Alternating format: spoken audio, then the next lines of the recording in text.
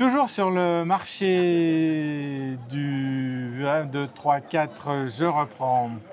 Toujours sur le marché du Festival des Mets et des Mots à Villers-Cotterêts. Nous sommes avec Paul. Bonjour Paul. Bonjour.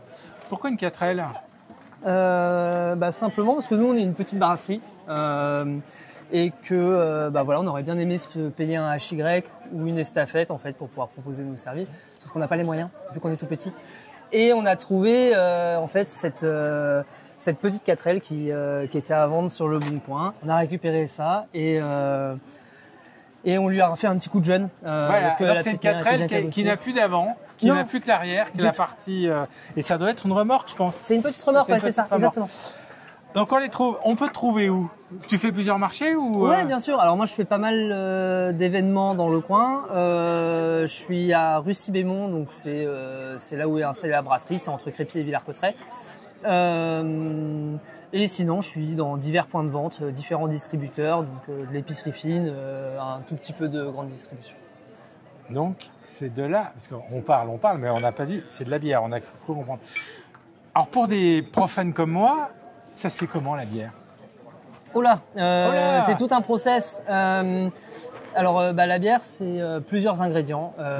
C'est de l'orge maltée, de l'eau, d'autres céréales, on peut en rajouter. Par exemple, on va mettre du froment dans la blanche pour lui apporter ce côté un petit peu blanchâtre et légèrement plus sec. Mais on peut utiliser d'autres céréales, des levures, et puis après on peut mettre d'autres adjuvants, du fruit, ce genre de choses, et du houblon.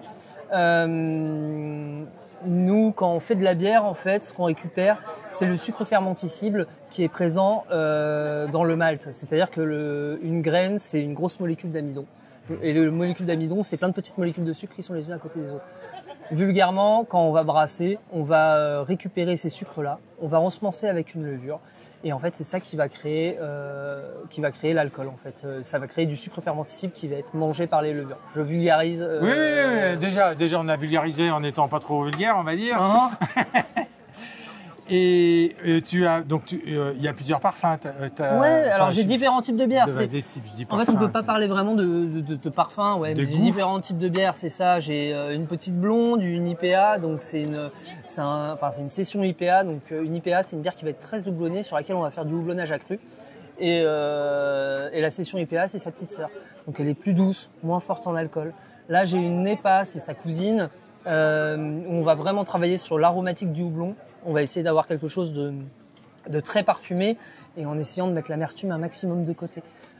Sinon, là, j'ai une petite pale ale, donc ça, c'est une blonde. La nôtre, on l'a travaillée assez sèche, à 4,6 degrés, et le but, c'est d'avoir un produit qui est très rafraîchissant.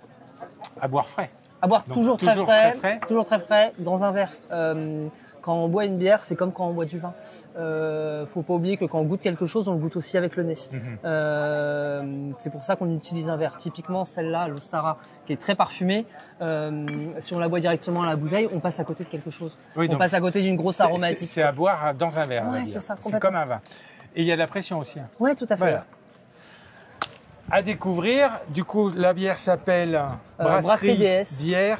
Brasserie DS. Carrément comme la DS, ok, comme la voiture. C'est marrant, c'est marqué en gros. Et il roule en 4L. Merci Paul. Merci. Et bon marché. À plus.